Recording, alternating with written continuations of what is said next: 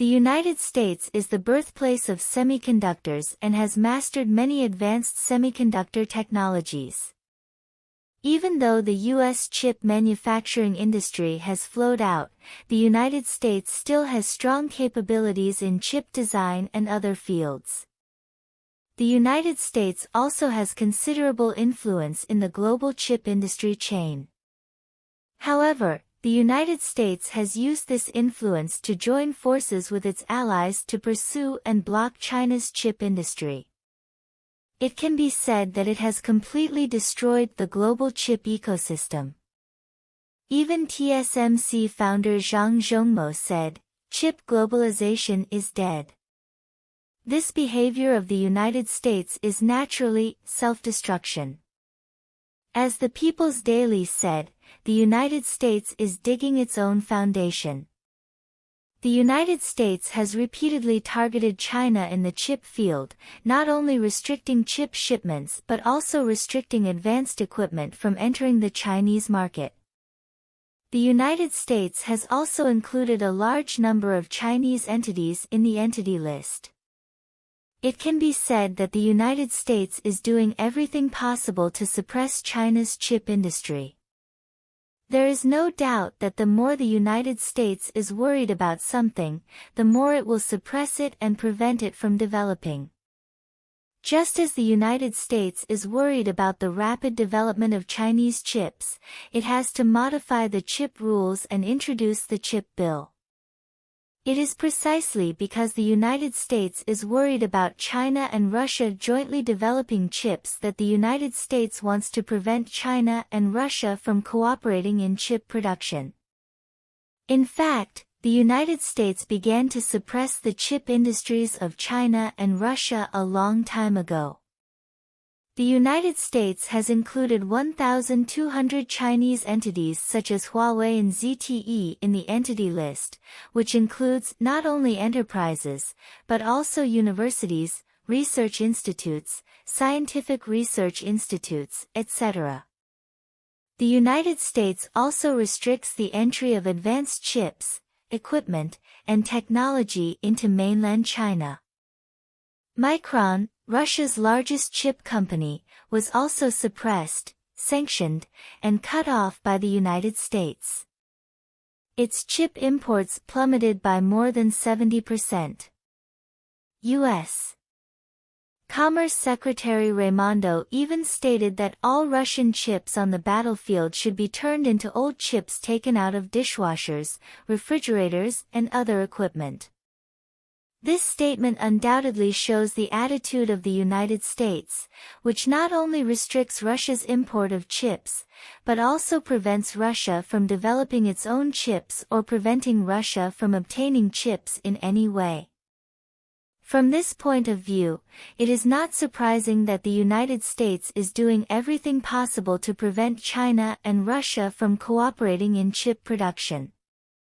Previously, the U.S. White House Security Advisor also included this part in the so-called 5 rules, set, for China, prohibiting China from exporting chips to Russia. The development of Chinese and Russian chips. It can be said that the United States is uniting with its allies to exclude China and Russia from the world supply chain. The United States has launched a full range of suppression and sanctions against the Chinese and Russian chip industries. But the result was not what the United States thought. Both the Chinese and Russian chip industries collapsed.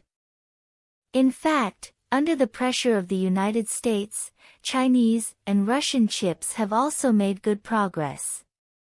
The chip equipped on Huawei Mate 60 has been confirmed to be manufactured by a Chinese manufacturer, and judging from the current performance, the performance of this chip has exceeded the 14 nanometers process, and is close to or even reached the 7 nanometers process.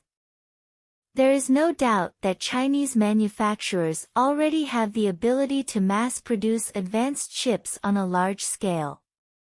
According to data released by China Customs, the number of Chinese chip imports is decreasing rapidly, and the rate of decrease is still accelerating. At the beginning of 2022, China was importing about $50 billion in chips per month. Now, China's monthly chip imports have dropped to $35 billion. From a quantitative perspective, as of July this year, China's chip imports have decreased by 60 billion. Although chip imports have been affected by reduced demand, most of it is due to the substitution effect of domestic chips. There is no doubt that China is moving towards chip self-sufficiency, and U.S. sanctions have gradually become ineffective. Not only has China achieved outstanding results in the chip field, but Russia has also made certain breakthroughs in lithography machines. According to Russian media reports, researchers at St. Petersburg Polytechnic University have made important breakthroughs in lithography technology and developed a domestic lithography complex. This technology can be used in etching to produce maskless chips.